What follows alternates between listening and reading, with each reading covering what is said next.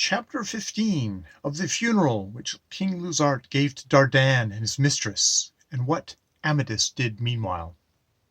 King Lusart then commanded 2 monuments to be placed upon lions of stone there, in the place where the battle was fought, and Dardan and his mistress were interred therein, and their names were inscribed on the monument, and all that had chanced, and afterwards, when the king knew the name of the conqueror, that also was written there.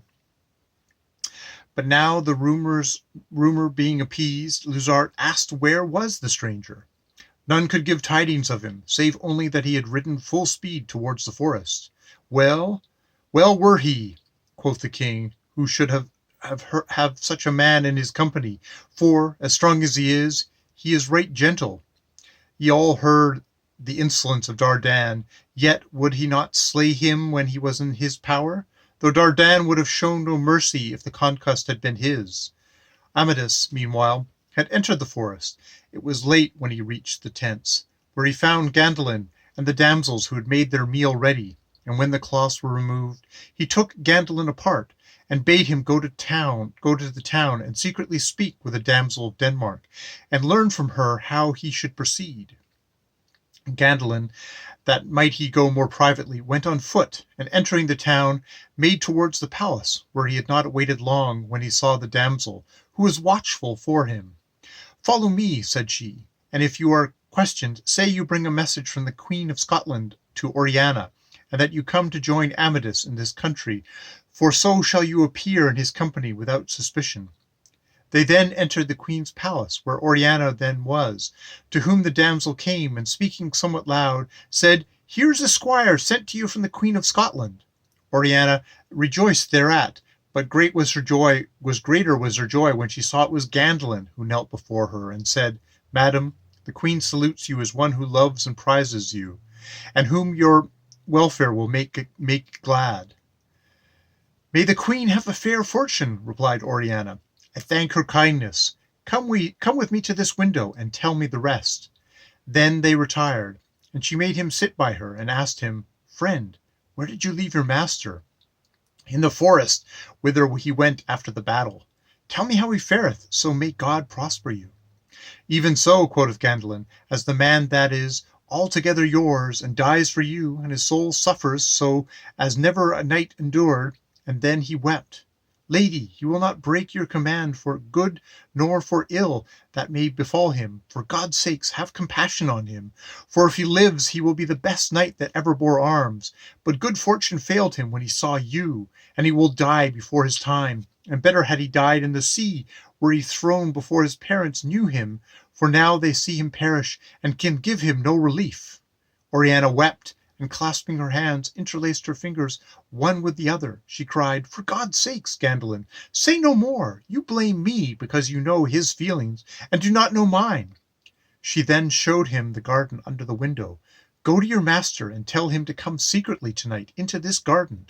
The chamber wherein I and Mambilia sleep is underneath this, and it has a grated window near the ground. There we can speak to each other. For Mambilia knows my heart, and she took a ring from her finger, and bade him give it to Amadis as the jewel which she most prized. Then she called Mambilia to see the squire who brought tidings from her mother, and Mambilia, seeing Gandalin, understood how it was. Oriana went to the queen, who asked her when the squire would return, for she would send presents by him to the Queen of Scotland. He is come, said the princess, to seek Amadis, son of King of Gaul, the good knight of whom there is so much talk. He says it is more than 10 months since he heard that knight was coming here, and marvels that he finds him not. Now trust me, replied the queen, right glad would I be to see such a knight in the king my husband's company. Great aid would he prove, and I tell you that if he come, he shall not depart for want of anything that he can ask, and that King Lusart can give. So Gandalin returned to Amadeus with his tidings, and after the hour of rest they took their arms and rode to the town.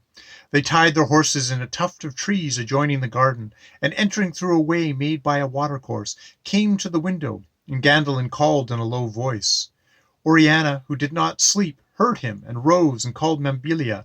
For here, said she, is your cousin. My cousin, quoth Mabilia, for that indeed he is, but you must have a nearer interest in him than all his lineage.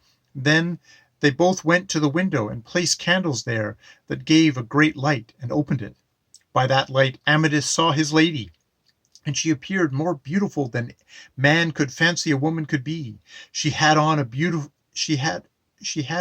robe of Indian silk, thickly wrought with flowers of gold. Her hair was so beautiful that it was a wonder, and she had covered it only with a garland.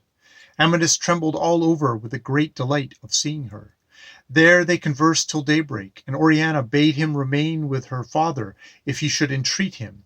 And at dawn Amadis returned to the tents. When it was morning, Amadis sent Gandalin into the town, and he remained in the tent with one of the damsels, for the other had gone to town. Soon she returned in haste upon her palfrey, weeping aloud. Sir Knight, said she, the lady for whom you did battle is detained by the king, who will not let her depart till her champion appears. He is wrath with her, thinking that she has concealed you, and he has sent to seek you in all parts. Tell her, said Amadis, that if the king will demand of me nothing against my will, I will appear before him tomorrow at the hour of tierce. With this bidding she returned. The news spread through the palace and the town, and all greatly rejoiced that they should see the good knight who had subdued Dardan.